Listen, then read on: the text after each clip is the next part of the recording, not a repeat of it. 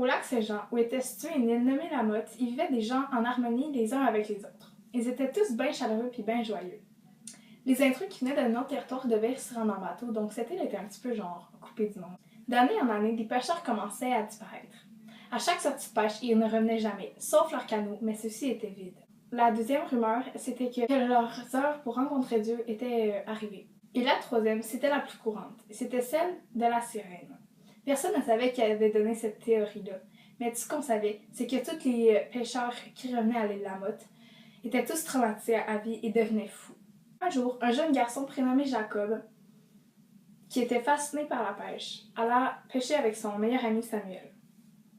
Il voulait savoir si les rumeurs étaient vraies, celles qui couraient dans le village, mais ils ne voulaient pas risquer de mourir, eux aussi, de disparaître, donc ils sont allés juste pêcher sur le quai à bateau. Quelques jours plus tard, Samuel commençait à faire des sorties de pêche inhabituelles. Il voulait tout le temps y aller seul. Jacob n'était jamais invité. Quand Jacob lui demandait s'il pouvait venir, Samuel répondait tout le temps non. Fait que le rouquin commençait à se poser des questions. Vu que Samuel commençait à rentrer tard au village, puis des fois il partait même pas avec son matériel de pêche.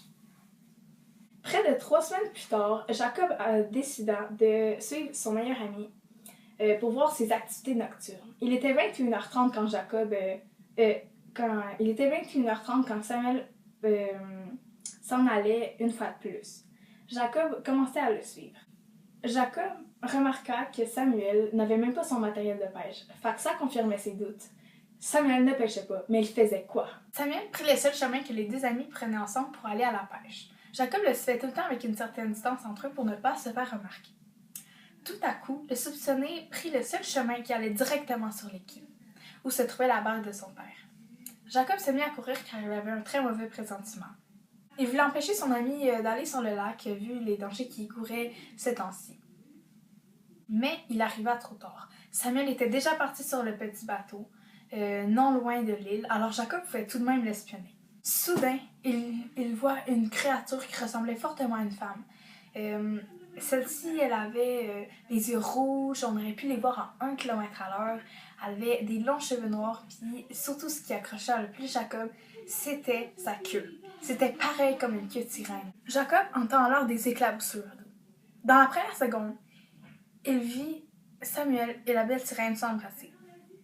Puis là, il comprit que son meilleur ami était amoureux d'elle. Jusqu'alors tout ses départs non expliqués, mais dans la deuxième seconde, il vit la barque se renverser. C'est alors qu'il comprit que son meilleur ami avait été trahi. Sa sirène essayait maintenant de le noyer. Jacob sauta alors à l'eau pour aller le sauver. Le jeune courageux ne craignait pas de se noyer car son père lui avait pris quand il était jeune. Il était l'un des seuls du village avec Samuel à savoir nager. Jacob arriva près de son ami. Il voulait empêcher de la sirène de le tuer. Il sauta sur la belle mi-femme mi-poisson et commença à lui filer des coups de poing, partout sur le corps. C'était difficile dans l'eau, surtout que la sirène, elle, était dans son aliment et pas Jacob. Jacob eut alors une poussée d'adrénaline en lui, alors il se battait de toutes ses forces. Le courageux demanda alors à son cher ami d'aller chercher de l'aide à quelqu'un au village. Celui-ci rembarqua sur la barque et alla sur le champ sur la rive pour aller cogner à la seule maison qui avait un fanal posé près de la porte. Quand Samuel revint avec quelques hommes à ses côtés, Jacob avait disparu, mais pas la sirène. Elle était couchée sur l'herbe, morte, et seuls ses yeux étaient ouverts, et encore rouges. La barque aussi avait disparu. Personne ne sait ce qui est arrivé à ce Jacob.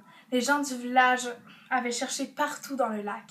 Il n'y avait aucune trace de Jacob et ni de sirène.